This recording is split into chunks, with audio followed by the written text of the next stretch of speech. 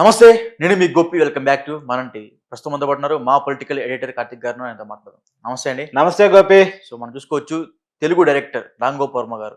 So ఆయన మీద అయితే ముంబై కోర్టు అయితే సంచలన తీర్పు అయితే ఇవ్వడం జరిగింది. చెక్ బౌన్స్ కేసులో నేపథ్యంలో మేరకు సుమారు 3 నెలల పాటు జైలు శిక్ష, అదేవిధంగా రూ. 3,75,000 పెనాల్టీ కట్టమని ముంబై కోర్టు అయితే తీర్పు అయితే ఇవ్వడం జరిగింది. అదేవిధంగా మనం చూసుకోవచ్చు వైసీపీ హయాంలో ఆయన చేసిన ఏదైతే దుశ్చరిత్రమైన కొన్ని పోస్టులు ఉన్నాయో ఆ పోస్టుల నేపథ్యంలో టీడీపీ ప్రభుత్వ అధికారులు రాగానే ఒంగోలుకు సంబంధించిన ఒక వ్యక్తి అతని మీద కేసు పెట్టడం జరిగింది. అప్పుడు కూడా నోటీసులు ఇచ్చినా సరే పోలీసుల్ని దూరం పెట్టేసి అతని దగ్గర రానియకుండా పోలీసులను అయితే దూరం పెట్టేయడం జరిగింది. సో విచారణ కూడా అప్పుడు ఆయన హాజరు కాలేదు. సో ఇప్పుడైనా సరే ముంబై కోర్టుకి అయితే ఆయన హాజరవుతారంటారా విచారణకి? ఇప్పుడు ఇంత బతుకు బతికి ఇంటి వెనకాల తెచ్చాడని చెప్పేసి సామెత ఉంటుంది. వర్మ ఒక బిగ్ డైరెక్టర్. టాలీవుడ్లో మాత్రమే కాదు, బాలీవుడ్ కూడా వెళ్ళి బాలీవుడ్ సూపర్ స్టార్గా పేరున్నటువంటి అమితాబ్ బచ్చన్తో సినిమా తీసినటువంటి వ్యక్తి. తెలుగు సినిమాని నెక్స్ట్ లెవెల్కి తీసుకుపోయినటువంటి కెపాసిటీ ఉన్న డైరెక్టర్. శివ సినిమాతో ఒక ట్రెండ్ క్రియేట్ చేశాడు. ఒక రకంగా చెప్పాలంటే నాగార్జునకి సినిమా లైఫ్ ఇచ్చిందే వర్మ. ఓకే.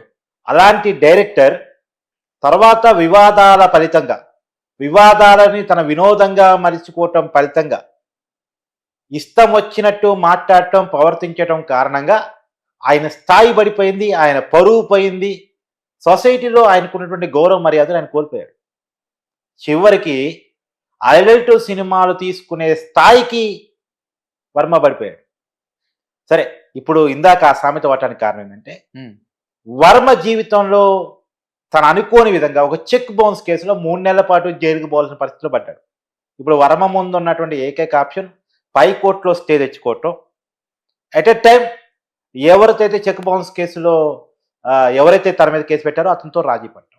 ఇప్పుడు ప్రజెంట్ కోర్టు ఇచ్చిన తీర్పు ఏంటి అంటే 3 నెలల జైలు శిక్ష ప్లస్ 3,72,000 పెనాల్టీ. ఓకే. పెనాల్టీ కనుక కట్టకపోతే మరొక 3 నెలలు కూడా జైలు శిక్ష. 3+3 6 months. ఒకవేళ పెనాల్టీ కడితే 3 months మాత్రమే. సో పెనాల్టీ కట్టాలి, జైలుకు వెళ్ళాలి. సో ఆ పరిస్థితుల్లో వర్మ పడ్డాడు. ఇప్పుడు తన ముందున్న ఆప్షన్ ఈ తీర్పు మీద పై కోర్టుకి వెళ్ళి స్టే తెచ్చుకోగలటం, స్టే రాకపోతే జైలుకి వెళ్ళటం. కాబట్టి వర్మ శ్రీకృష్ణ జన్మస్థానానికి వెళ్ళబోతున్నాడు. ఊచలో లెక్క పెట్టబోతూ ఉన్నాడు. ఓకే. ఇప్పుడు నిజానికి ఈ పరిస్థితి రావడానికి కారణం ఏంటంటే 7 సంవత్సరాలుగా ఈ కేసు నడుస్తుంది. 2018 నుంచి ఈ కేసు నడుస్తుంది. 2018లో మహేష్ చంద్ర అనేటువంటి ఒక వ్యక్తి పెట్టిన కేసు. ఆ రోజు నుంచి ఈ రోజు వరకు కోర్టు కాదనే తన వివరణ ఇవ్వలేదు వర్మ. తన వివరణ కనుక ఇచ్చుకొని ఉండుంటే ఈ పరిస్థితి వర్మకు వచ్చి ఉండేది కాదేమో. కేవలం కోర్టుకి హాజరు కాకపోవడం ఫలితంగా, కోర్టు నోటీసులు స్పందించకపోవడం ఫలితంగా, కోర్టు నాన్ బెయిలబుల్ వారెంట్ జారీ చేసిన కోర్టుకి హాజరు కాని ఫలితంగా ఈ పరిస్థితి వచ్చింది. ఇది కొని తెచ్చుకున్న సిచ్యువేషన్. అంటే ఇలాంటివన్నీ కొత్త ఏం కాదు దానికి, ఎప్పుడు డైలీ చేస్తున్నా. అంటే ఇంతవరకు కోర్టు తీర్పుల వరకు వెళ్ళలేదు వర్మ జీవితం. ఇవాళ కోర్టు తీర్పు వరకు వెళ్ళింది. ఇంతకుముందు వివాదాలు వేరు, ఈ వివాదం వేరు. ఈ వివాదంలో జైలుకి వెళ్ళాల్సిన పరిస్థితి వచ్చింది కదా. సరే, ఇప్పుడు పై కోర్టుకి వెళ్తాడు, నా వర్షం కూడా వినండి అని అడుగుతాడు, రిక్వెస్ట్ చేస్తాడు. అంటే ఇదేదో ముందే ఉంటే బాగుండేది. చట్టం అంటే గౌరవం లేకపోవడం ఫలితంగా, కోర్టులు అంటే గౌరవం లేకపోవడం ఫలితంగా, వ్యవస్థ అంటే భయం లేని ఫలితంగా, ప్రేమ లేని ఫలితంగా వర్మ తెచ్చుకున్నటువంటి వివాదం ఇది. జీవితంలో సమాజంలో బతకాలనుకున్నప్పుడు సమాజంతో కలిసి బతకాలి. నా ఇష్టం నేను వేరుగా బతుకుతానంటే కుదరదు. నువ్వు భూమి మీద ఉన్నావు, మనుషులతో కలిసి ఉన్నావు, అందరితో కలిసి బతకాలి, అందరిలాగా బతకాల్సిందే. సరే, నీ ఐడియాలజీ కొంచెం డిఫరెంట్గా ఉండొచ్చు కాక, అట్టని చెప్పేసి రోడ్డు మీద పోయి బట్టలిప్పుకుంటా అంటే సమాజం ఊరుకుంటుందా? ఊరుకోదు కదా. నా ఇష్టం నేను రోడ్డు మీద పోయి బట్టలిప్పుకుంటా అంటే న్యూసెన్స్ కేసు పెడతాను. ఇప్పుడు వర్మ చేసే చేష్టలు కూడా ఆ రకంగానే ఉంటాయి. ఇప్పుడు అదే ఉంటాడు, నా ఇష్టం వచ్చినా నేను సినిమాలు తీస్తాను, చూస్తూ చూడండి లేకపోతే లేదంటాడు. నా ఇష్టం వచ్చినా నేను కామెంట్ చేస్తాను, వింటే వినండి, వినకపోతే వినకపోని అంటాడు. లేడీస్ ని కూడా నిన్ను పెట్టి సినిమా. ఎస్, ఒకసారి అతను ఒక సినిమా తీశాడు, ఒక ప్రముఖ ఛానల్లో మాట్లాడారు.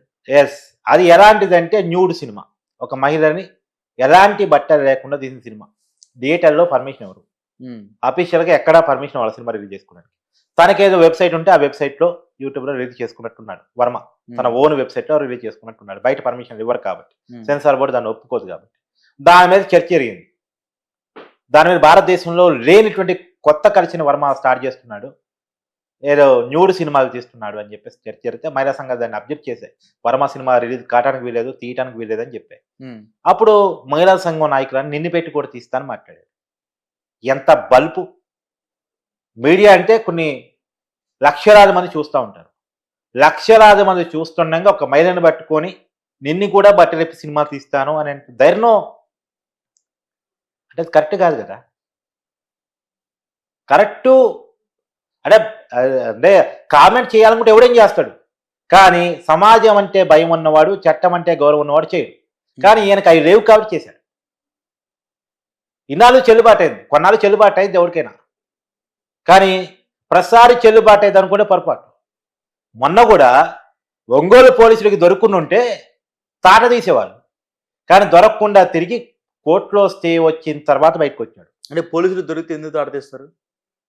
ఇష్టం వచ్చిన కామెంట్ చేశారు. ఇవాళ డిప్యూటీ సీఎంగా ఉన్న పవన్ కళ్యాణ్ సీఎంగా ఉన్నటువంటి అంటే పోలీసులకి కొట్టే అధికారం ఉండదు కదా. తాట తీయటం అంటే కొట్టడమేనా ఎందుకు అనుకోవాలి? వాళ్ళు అడిగే ట్రీట్మెంట్ వేరేగా ఉంటుంది, పోలీసుల ట్రీట్మెంట్ వేరేగా ఉంటుంది. కొట్టరు, కొట్టినట్టు చేస్తారు, తిట్టరు, తిట్టినట్టు చేస్తారు. పోలీసులు అటువంటి విధానమే ఒక రకంగా ఉంటుంది. వెయిట్ చేపిస్తారు, అతని సహనానికి పరీక్ష పెడతారు.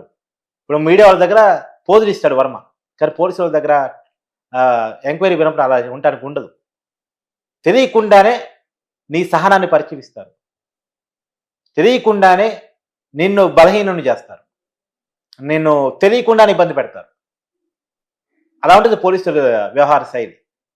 ఒంగోలు ఎస్పీ తనేంటి చూపించి ఉండేవాడు, కానీ వర్మ కొన్నాళ్ళ పాటు అజ్ఞాతులకి ఎప్పుడు నేను భయపడను, నేను ఎదురుగా వచ్చి మాట్లాడతాననేవాడు కొన్నాళ్ళ పాటు తిరిగి కోర్టులో స్టే వస్తుంది, తన కేసుల మీద కొంత వెసులుబాటు వస్తే అనగా బయటకు వచ్చి మళ్ళీ అదే రకమైన మాటలు మాట్లాడే ప్రయత్నం చేశారు.